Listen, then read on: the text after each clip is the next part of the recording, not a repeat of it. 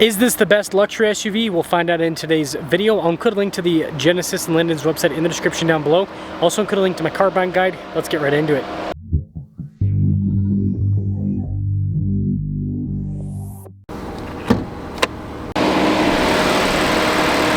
Under the hood, we have a twin-turbo 3.5-liter V6 that goes through an 8-speed automatic.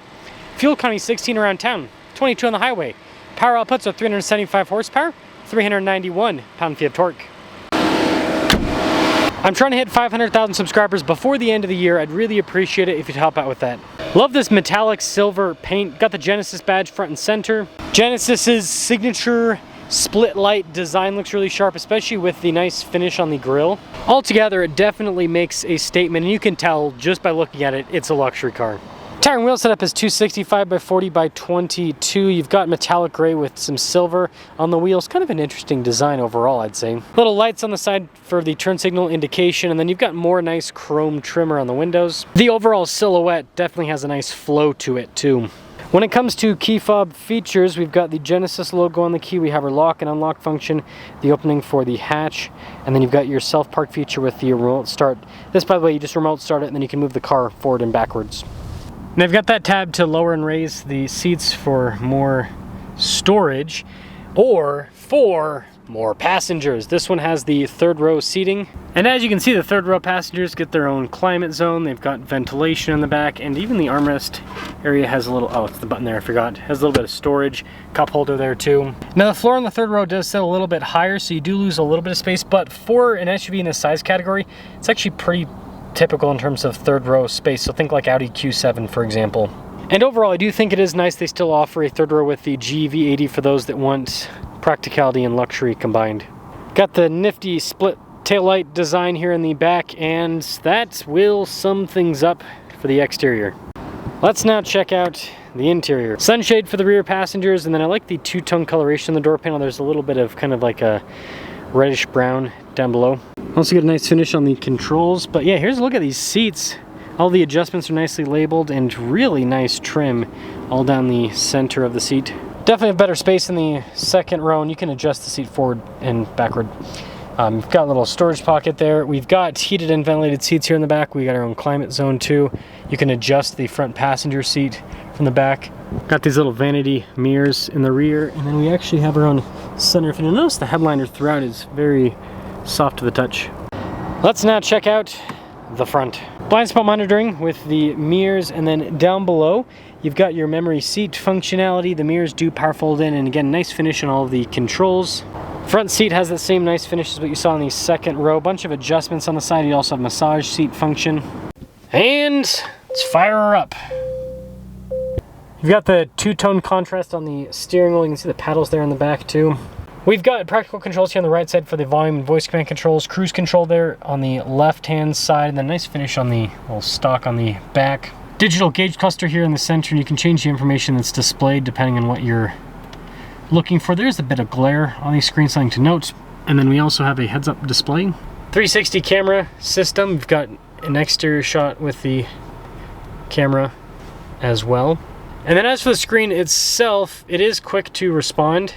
Everything's very nicely labeled, and you can control it with a dial if you don't use a touchscreen, so the usability on this is great. Just, again, there's glare. The dash design with the soft touch, snazzy. They do give you some physical-ish buttons for like the radio controls, the climate, dual zone climate, heated ventilated seats up front. There's even perfume for the air if you want things to smell fancier. And notice you can control all of the rows with the climate controls from up front. Got our charging area down below with the 12 volts and the USBs, and then we've got some cup holders right next to it. That's for the infotainment system, dial shifter behind, and then this is your drive mode select. They've added a terrain mode.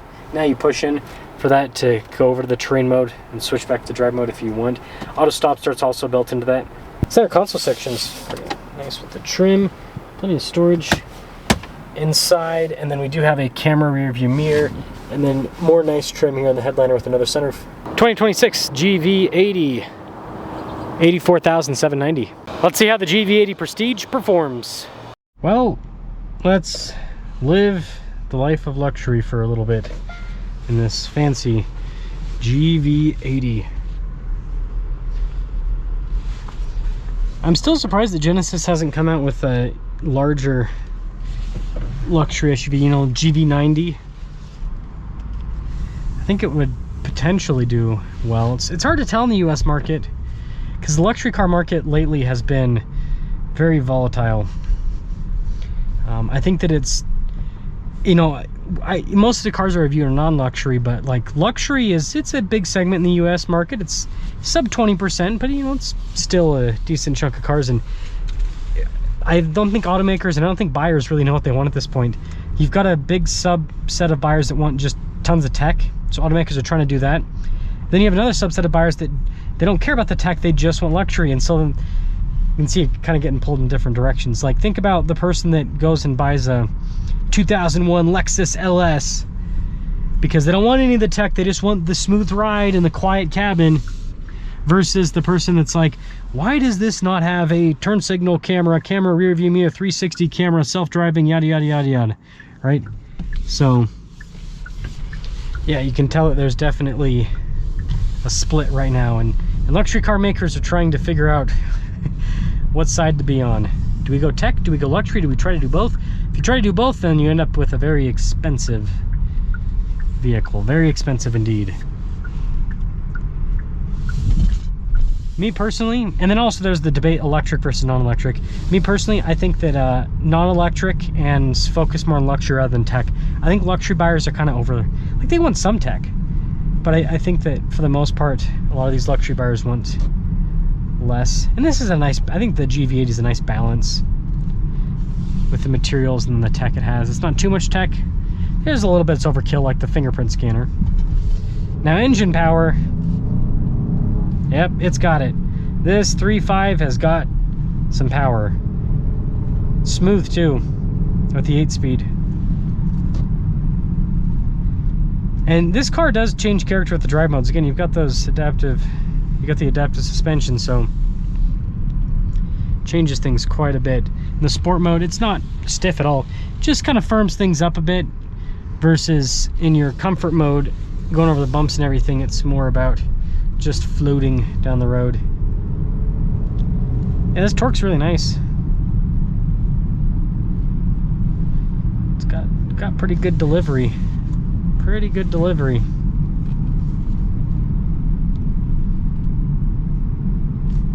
Thick glass, I mean, the highway's right there and don't really hear it. It's very nicely insulated. There is a lot to like about this when it comes to the drive. So in conclusion, I think that this is where most luxury buyers want to actually be with the car. Smooth power delivery, good power, comfortable ride, good insulation, tech, but not too much. Again, like I said, I think the fingerprint scanner is a little bit overkill. Turn signal camera, I think people actually like that. But yeah, it doesn't have like, I don't know, the doors that automatically close. Like, that's just overkill. There's little things like that that are overkill. This doesn't have, and so it's a good balance. Let me know your thoughts. If you're a luxury car buyer, let me know kind of what you think on that. But I think that at least in the luxury car market, people are wanting to go more back into analog. Like, analog gauges, I think, are actually going to make a comeback. Well, I don't think automakers will do it, but like in terms of people wanting it and then going and buying older cars just because they have analog versus digital, like there's little things like that that seem to be changing pretty quick in the car market. But let me know your thoughts.